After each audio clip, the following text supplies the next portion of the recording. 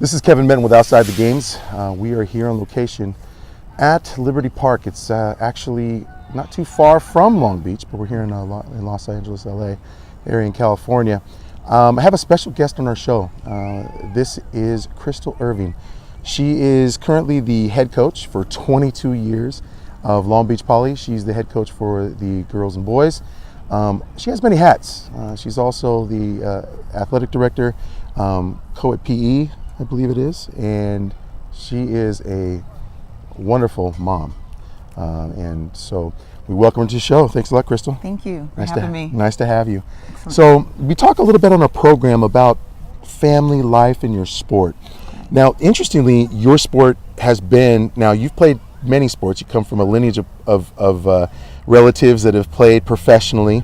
But for you, starting as a student athlete, but let's start it with family first, because that's the foundation of who you are, what made you. Let's talk there. How would you define family for Crystal Irving? Well, number one, family to me is very important. I come from a long heritage of Long Beach Poly athletes, alumni. Even my mom is class of 56 from Long Beach Poly. Wow, 56. So, yes. Oh. And so we have just a history of Long Beach Poly in our blood. We bleed green and gold. Mm-hmm. So it's something that we've always been very prideful in. I had that first opportunity to come back to Long Beach as a coach and as a teacher 22 years ago. Wow. And at the time when I graduated from Poly in 1988, my head coach at the time was Don Norford. Oh, okay. And he was my mentor. He's also my godfather.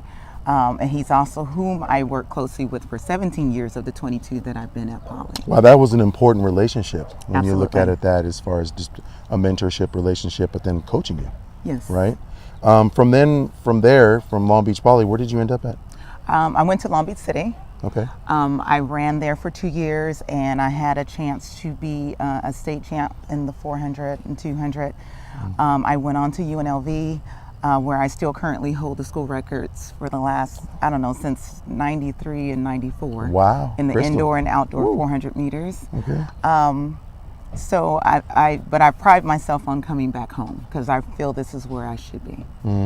Interestingly, a lot of Long Beach Poly alums end up coming back. Absolutely. In some aspect or facet of either it's teaching or it's coaching, something. They have their finger on the pulse of Long Beach, that high school. Is that true? I think it's very true. In the staff that I have, that I work with at Poly now, we have about 13 coaches, but I would say 90% of them are alumni. Some are former student athletes that I coach since I've been there. So they understand what it takes. They understand that we have a lot of kids that need coaching, mentoring. It's not just about getting them to be fast, but it's also about getting them to understand that when they leave Long Beach Poly, they're going to be citizens in, our community. And we want them to be able to get beyond themselves, not just on the track. Yeah, you touched on something there that's really interesting, because you talk about, on the show we talk about, hashtag student athlete strong, and really what that means from a standpoint of the student first, then the athlete becomes. Yes. But it's not easy. No, it's not easy. There is a workload. It's tough navigating as young kids, navigating through the system, as it were, and it's not too hard to get tagged a certain person or based on ability or whatever, but the person is navigating through that. Now, tell me, for you, Crystal, what did you learn from an aspect of being a student athlete? Right. Because I think that permeates to what you teach now today to your girls and boys. Absolutely. So tell me what a student athlete for you was and at that time.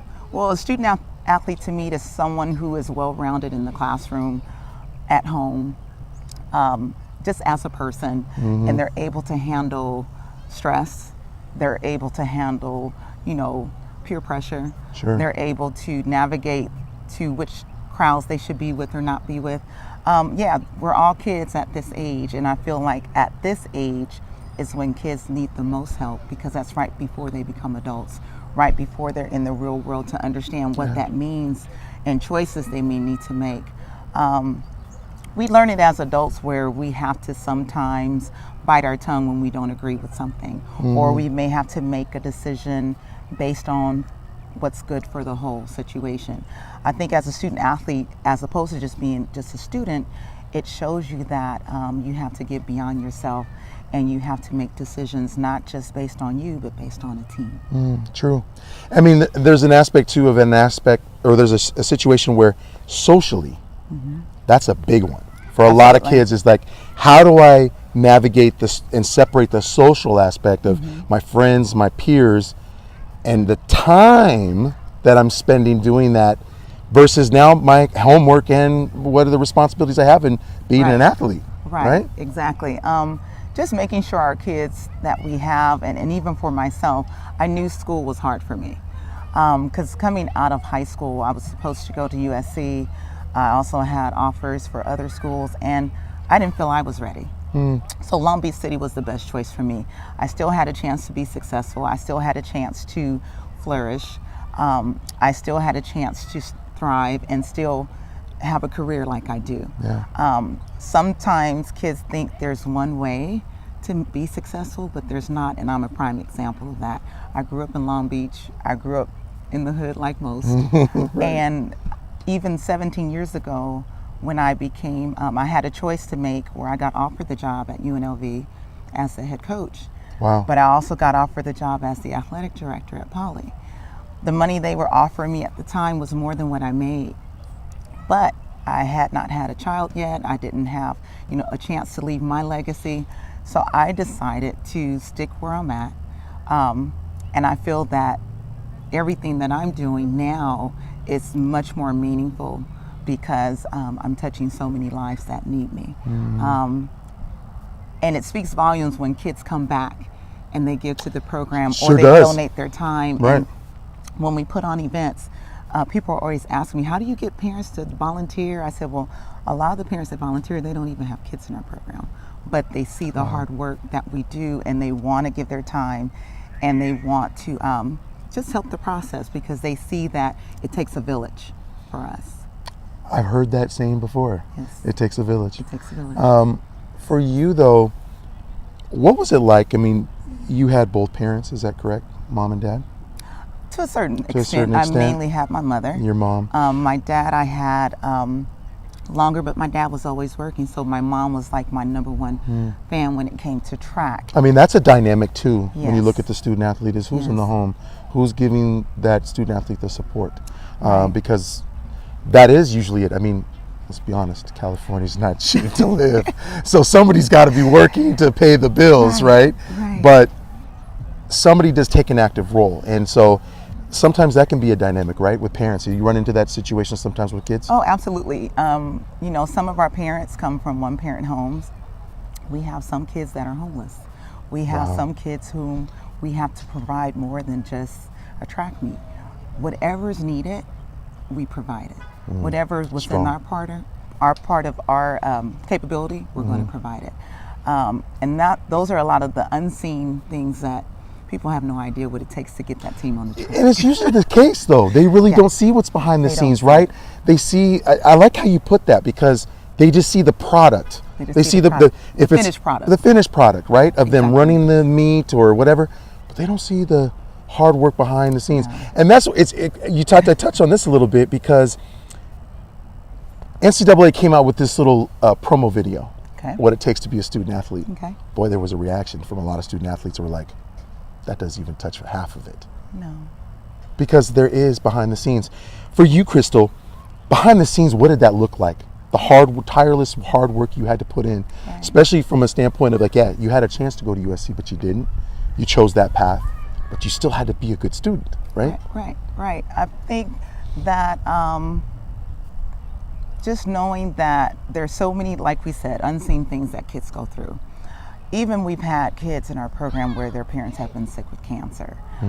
They've died their senior year. My mom too died from cancer. So it's like when you have that connection that connects our heartstrings, it brings you closer to those kids. We've had kids, killed by drunk drivers. We've had, kids commit suicide. We've had You name it, it's happening. Well, and I've been told too this about Long Beach. Yeah. It's gated. There's a reason Yeah. why it's a gated high school. And it's literally like, I'll be honest with you, because I've tried to get into that high school, kind of Fort Knox. And I've actually got locked in before and actually had to call somebody, called somebody that knew somebody to get us out and unlock the chain, because otherwise I had to call Sammy Parker, and he was like, oh, I have to get a hold of so-and-so coach. But it's literally, there's a reason why it's tough. Well, it's tough, the streets, man. Yeah, Streets. and Long Beach Poly, to me, is like the USCs of the colleges. Okay. USC is in the middle of the hood, but it's an excellent school. Once you walk on campus, it's a totally different dynamics. Been on the campus Long before. Beach Poly is in the middle of the hood, but once you walk on campus, it's a totally different dynamics. We have the highest enrollment of any other high school, but you know, the district has been in charge of our enrollment over the last 5 years, trying to decrease our numbers and increase other places. But what happens is kids, because they're so set on the school they want to go to, if they can't go to Poly, they go outside the district.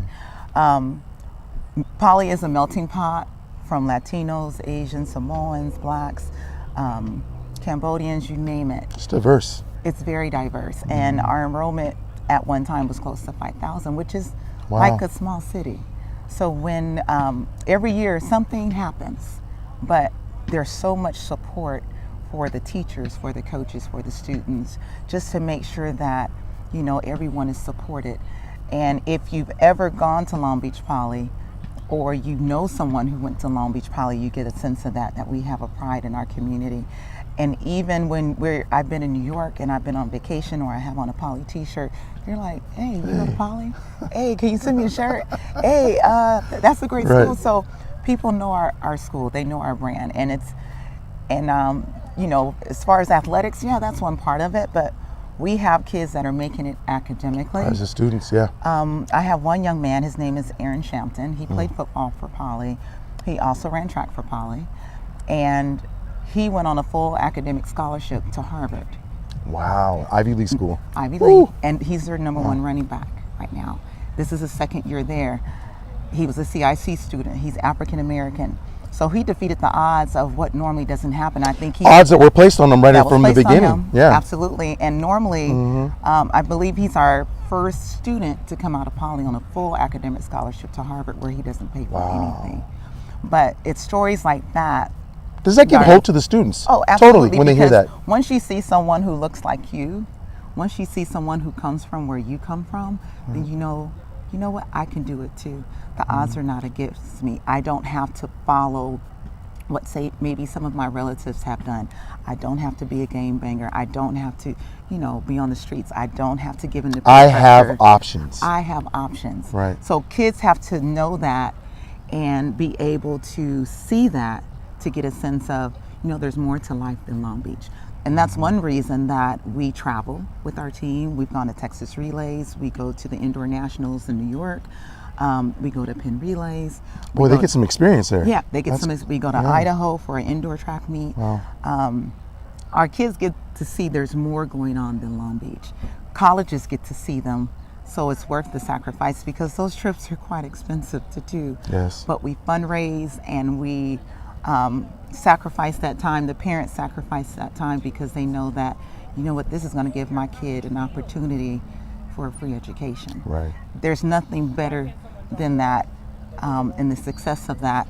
And even in our APs, I think we have the most kids passing AP classes, AP tests, than any other high school, probably in California.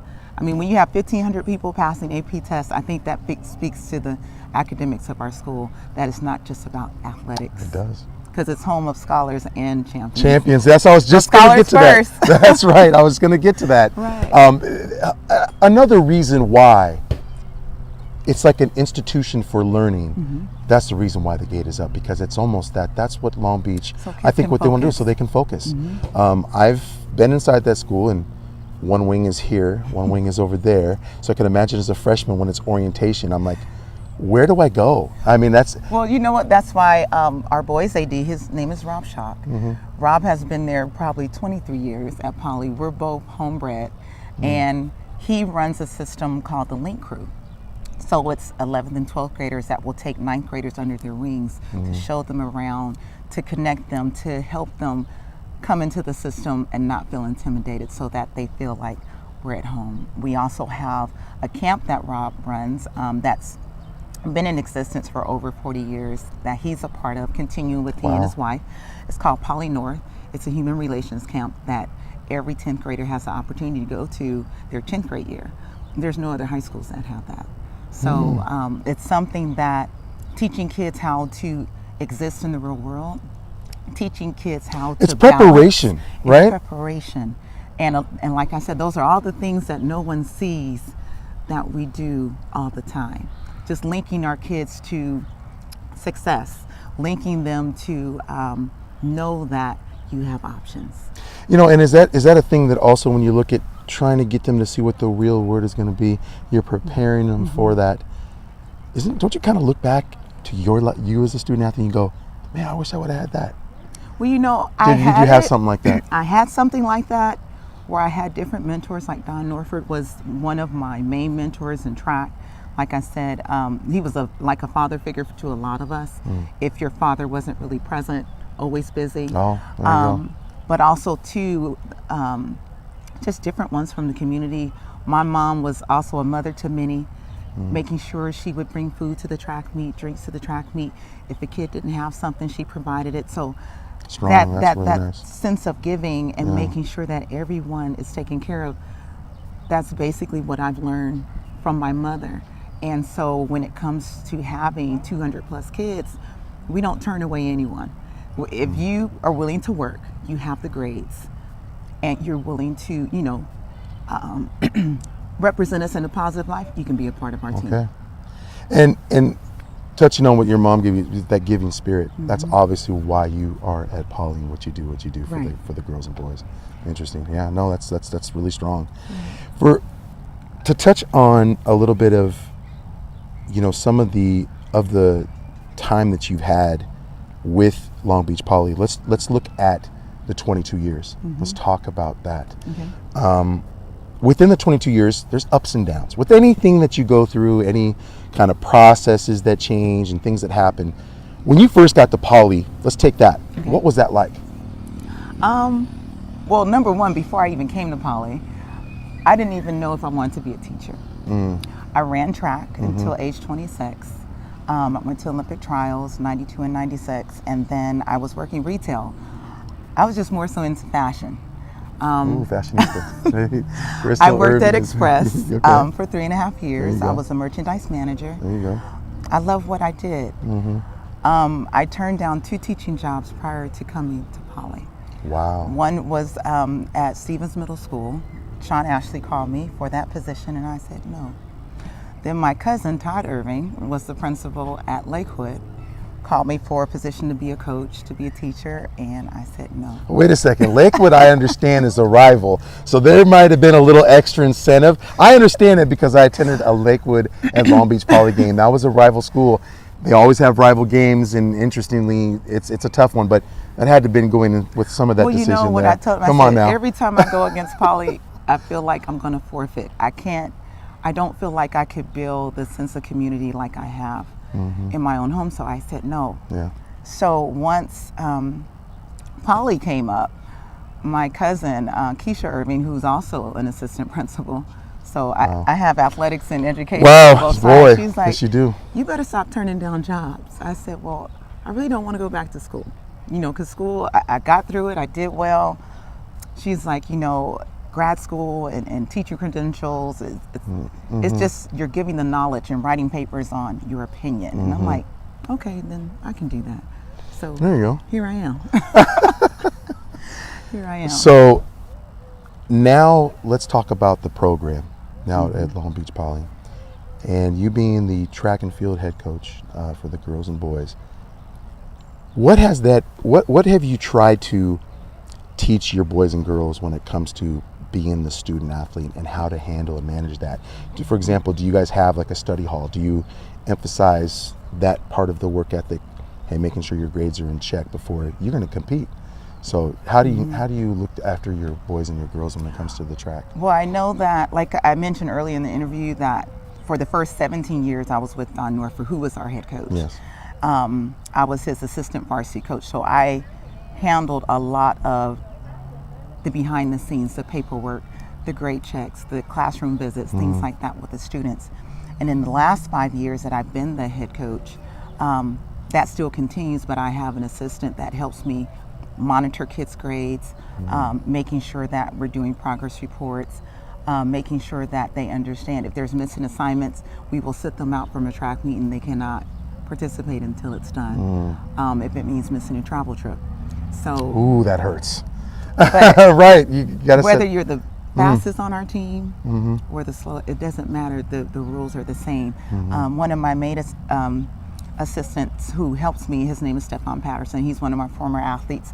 His brother Trayvon Patterson was one of our top sprinters on national records for us. So he understands what it takes and what that means, and that, you know, the grades are number one. If you don't have the grades, if a college is interested in you, we can't even suggest that you should go there. So it's almost like you giving someone an empty wallet. There's no money to spend if they don't have the grades. you know, and I've heard a situation with some of the student athletes where that is the case. I mean, they see the athlete, they see him on film, and they go, boy, we'd love to have you to our They're university. amazing. They're amazing. But the next question, How's your grades? how's your grades? Yes. Do you find it as the coach and an educator, that's tough to tell a college, yeah, they're not doing too well? Or, because if they ask you, right? Right. Sometimes you're put in that situation. You are put in that situation, which I tell our kids all the time. I said they're just not going to want to know what your times are, what's your fastest race. They want to know how you act, how you carry yourself off the track, how you carry yourself in the classroom. Are you someone they can work with? Are you someone they want to invest their time in, their money in? Because really, you're an investment when you go to college. You're an investment when people are spending thousands of dollars for a free education. If you're not the full product, they can't work with you. Well, and let's be clear, some colleges, they're really, it's not a daycare. No. they are making sure that you've had all that handled already. When Yes. you come to the university, you're ready to learn, you're ready to Yes. compete, you're ready to be a good person off the field, or Right. off the court, or on the field, on the Right. court. Yeah. Right. So a lot of, before we even start the season, we talk about just what the expectations are. When we have our parent meeting, we talk about the expectations. Does that happen a lot? You have a lot of parent meetings. Do I you really have try to one. keep it- We have one major one in the beginning of the year. I have another one for all of my second sport kids that are coming from football, cross country, soccer, things okay. like that. And then we have communication where we'll send emails or we do group text messages just to make sure families are in the loop. We also have a parent handbook that lays out our behavior contract, what the expectations are. So kids know, if I even want to be a part of this program, what the expectation is. There's no guess, you know. There's no guess, you Yeah, know. And you if you're not, if you can't fall under that umbrella, then this is not, It's not the place for you. Yep. And I think going back to one question you had asked, some of the challenges that I faced. Because things are always easy. They are. I mean, because you ask a student athlete, they have their tough situations that they go through. But Right. you, as an educator and a coach, you also have some challenges as well. Right. I know when I became 5 years ago the head men and women's coach, even though I had been in the trenches, been there alongside for the 17 years prior, a lot of times people don't see that just as a woman, there's more challenges than others. For a lot, And a black woman at that. And a black woman. Yeah. But I know that I'm proud to say I've made history by being the first woman, and even black woman, at Poly to be ahead of a men's program. Wow. Being the first woman at Poly, and I think in Long Beach, to win a CIF championship, to win a state championship. And especially when we won our state championship, I had 3 girls in 5 events. Wow. And we weren't even supposed Man. to place. The year prior, I had students when I first took over that parents telling me, well, you know, my kid is going to train outside the program. I said, no, they're not. If they're going to be at Long Beach Poly, they're going to train here with our staff. oh, you should be grateful my kid is on your team. You should be grateful. I I said, yeah. obviously you don't know me as a person. Right. Because even as an athlete, I'm not a win at all type of person. When I remember back to when I was in high school, Coach Don was my coach. Yeah. I was competing at the state meet my junior year. That's when, you know, if you had an injury, you just wrapped it up. I was in the 400, the 2, the 4x1, and 4x4. Normally, if you're the top person, which I was ranked number 1 in the nation at the time, your coach is going to try to rest you. And at the time, my coach said, you know, we have someone else, but we need to run someone who's not as fast in the prelim. I said, I'm fine with that, because I know she's going to give me 120%. So I ran 8 events in 2 days. Wow. Still PR'd, did what I had to do, because whatever it takes for my team, that's what I'm going to do. So as a coach moving forward, having parents, you know, share their opinions about what I should be doing and about how I should do it. You don't change what you do. No. So obviously I said, if your child wants to be here, they're going to do it our way. If I single kids out and let them do their own thing, then that's going to cause division in my program. You touched on something really strong there, because yes, that's what happens. Division starts to set in and say, well, look at this person. How come they're being able to do that? Right. No And special treatment over here. Not at We all. all do the same. We all work together. If you feel that your workout is so much better than ours, then I suggest you apply for a position, because I got another 20 in that event that can benefit from that. So it was hard. I think my first year was the first time I couldn't miss a day. I had to make changes in my coaching staff. I was offered support by my principal, by my boys AD, and my principal was like, do you need us to do? And my boys AD, you know, come out there and help you solidify your coaching staff. I said, no, I got it. And my boys AD, Rob Schock, was like, she's a tough one, she has it. And, you know, some people decided to leave, some decided to quit, some decided to stay. But I can say that the ones that stayed have been my support, my cement, my bond. And now I know that if I miss a day because my child is sick, or if I miss a day because I have other obligations, as you know, I wear so many hats. Yes. It's okay. Right. And you know I they're going to know be good. They're going to be good. I know whatever workout I give, it's going to be done. I know whatever needs to happen for our children, it's going to happen. I feel confident in the staff that I have that understand that it's not about it's about we. And that's something that Coach Don always taught me when he was the coach, and that sometimes you do have to make those hard decisions, but it's us, it's we as a program, and it's something he instilled in me. So how can I go against that? So in the end, You don't know anything else. I don't know anything else. So, you know, like I had people transfer out who were some of the top young ladies in the state, who were state champs as freshmen, but it was okay. We still supported them. You have to make whatever decision is best for you and your family. We're still going to support you. We're still going to cheer for you. That's not going to change. And I know that for about a year, there was a school that was put on the map, which was Carson High School. And they won state with all of those athletes. Wow. And then So the you're next former. year they came back. That's when I had 3 girls. They had about 15. Wow. And I don't know, like people didn't make the finals, or they got disqualified, or they got hurt, or you name it. Everything that can happen to their team happened. And I just had 3 girls in 5 events. That's amazing. That one state by one That point. one by state the way. line, I tell you, that's tough. Well, let's talk. I want to get on education a little bit, just really touch on that. We always ask the student athletes, what kind of qualities does a teacher have to have a successful student? I'm going to start with you first. What kind of qualities does a student have to have the teacher be successful in the classroom, do you think? Well, number one, students have to be able to connect with that teacher. Sometimes students don't make that connection because they don't see themselves in that person. And it's not about skin color, it's not about gender, but sometimes it's about life experiences. We have kids that have learning disabilities, we have kids that don't. But you have to be able to relate and be able to teach them so that they can absorb that information. I know sometimes when we have kids that are struggling in the classroom, we pair them up with other students that are doing well so that they can get it. Because sometimes they're not grasping from that particular teacher that's teaching it. Sometimes it could Everybody be has different teaching yeah, styles.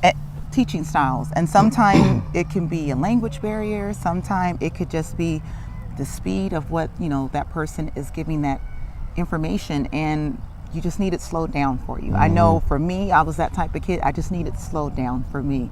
Once I got that, I'm like, oh, I could have been acing this a long time ago. Right. Like I could have been on the dean's list and not struggling and almost, not making it. I mean, I think that's the hardest thing in a student, and I call it a pod, right? It's a Yeah. student pod or student's pod with a teacher, and it goes at a pace that not every student is on that same pace. No. And so to be successful, I find it interesting you say, hey, the student must have a part in this to react in a way of saying, reach out.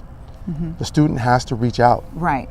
It's up to them. You Right. can't look at anybody else, but the student looks at himself going, I need to do something about this. Right. And if it means, we've asked the students, we told the students, do you sit in the front of the class? Do you sit in the back of the class? Do you let the teacher know that you are a student athlete and Right. that you have other responsibilities? And here's now, what happens when you say I have other responsibilities to a teacher? They go, oh, no. No. What it has to be, the second piece of that is the student goes, what do I need to do Right. to be able to make this work? Well, a lot with of us, times right? we'll get an email before the parents will get an email about a student that might be struggling in the classroom who maybe was doing well at one time and their grades are falling. And they'll say, Coach, what support can you give us? And if it means they miss practice, then they miss practice because the grades are number one. Because a lot of times the students will feel, oh, well, I have practice or I have a track meet. No, you have a tutoring session and we'll see you tomorrow. And a lot of times, once students they're made aware of that, then they realize, okay, I have to go to study lab or I need to show up at tutoring before school or at lunch. Even to the point we've had kids come to my office, sit and do homework so that social time during lunch is less.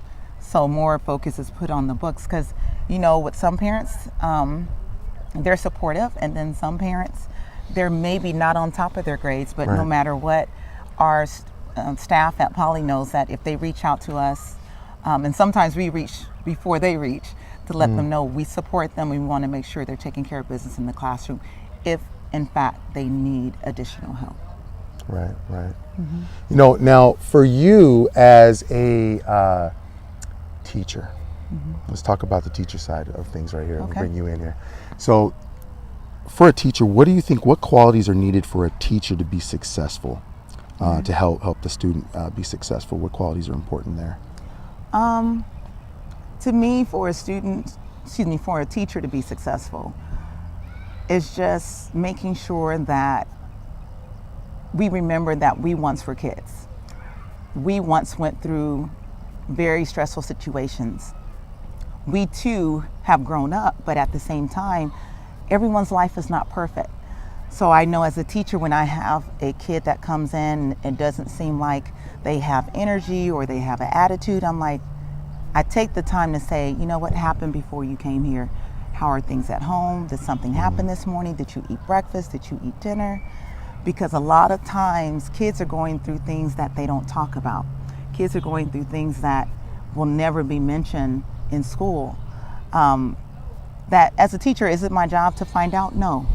But I realize that you have to make sure that you're looking at the whole person, not just the person in front of you. Because just like we go through things, kids go through things too. So for me, I think the success that I've had kids that are failing every other class. And I teach PE, but that kid is getting an A in my class. I stress to them how PE, physical education, is a way to take your stress out.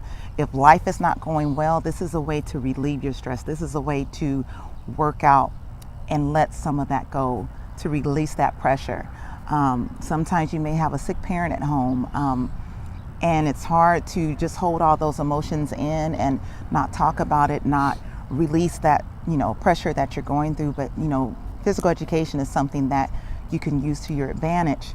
It's like therapy. So I think if every teacher connects to their students, not just making sure they're getting what's on paper, making sure that they're even ready to absorb what you're trying to give them, and so that they can be successful in the end. Oh, that's strong. Well, I tell you, it's been a pleasure to have you on Outside the Game Show. We appreciate it Thank very you. much, Crystal. Thank you. Coach Crystal, you've been just influential from the beginning to the end. And now she does have a Twitter. She just started Twitter Like 3 weeks so, ago. And since she has been, it's been fire. Okay, she's been on fire with tweets mentioning her girls and her boys. I tell you, for anybody that's looking at track and field, Crystal Irving, Coach Irving, is a person that's again had the pedigree from a coaching standpoint, that has mentors, but then also to a successful program, and really has blazed a trail, of basically showing that, hey, you know what, I'm a black woman, I'm a woman at that, and I'm a head coach, so I can do this. Women can do this. It empowers Absolutely. women. So we appreciate very much you being on our show. What's Thank next you. for Long Beach Poly Track and Field? Well, we have league prelims and finals coming up next week. On Tuesday are the prelims. Finals are on Thursday. We get spring break after that. Yay, spring break. I know the kids love that, even teachers. Absolutely. And then it's our road to state. It'll be CIF prelim, CIF masters, and then state championship at Buchanan High School. Wow, I think your girls and boys are ready to go. You're ready to coach. So, and how is it, real quickly, we believe in student athletes make stronger communities. How does your student athletes get themselves involved in the community? What ways are they able to do that? We have some kids that they volunteer at their churches. They do food drives. We have a lot of kids that are in like student commission at our school, where they're giving back to the community, not just athletics, but in all facets of Long Beach Poly. They're mentoring kids at our elementary schools that are just like across the street, so that the kids in the community can see that, you know, one day this will be me, and they're giving them a model student in front of them. So we have a lot of students that are volunteering and giving back, not just doing sports, but also doing other things in their communities, and making an impact for the kids that are coming up. That's great to hear. Yes. Well, Crystal, as always, Coach Irving, we appreciate it very much, you being on our program on Outside the Games. Right. We look forward to hearing more about you and from you with that program. Again, Long Beach Poly, this is Coach Crystal Irving. She is with Long Beach Poly, the head coach of the girls and boys track team. Very successful track team, winning a state title, of course. And keep an eye on Twitter. So what's your Twitter handle? Because now that you got Twitter, come on now. It's just simple, Miss Crystal Irving. There you go. There you go. Know to follow, to keep up on the program. Yes. And definitely the impact that she makes with her student athletes. That's what it's all about. Hashtag Student Athlete Strong. Again, cover Washington, Oregon, California, nationwide with our show. And again, this is just an example of a coach that was once a student athlete, what she's able to do to give back to the school that she really, really loves. So I tell you, with Long Beach Poly, you're seeing a program that, again, Coach Crystal Irving, has really instilled in her program, mentorship, and she's learned a lot herself as a former student athlete. So again, giving back to the program that she loves, that's what we're seeing here with that. So keep up with them at Long Beach Poly Track and Field, the girls and boys. She has many hats, and we wish her well, that she's strong and as a woman that's empowered to do what she does. We appreciate her very much on this program, covering Oregon, Washington, California, nationwide. This is just another example of a former student athlete, now turned coach, educator, being able to help a program. Again, thank you for watching. I'm Kevin Minton with Outside the Games. This is Coach Crystal Irving. Thank you very much for watching. Thank you.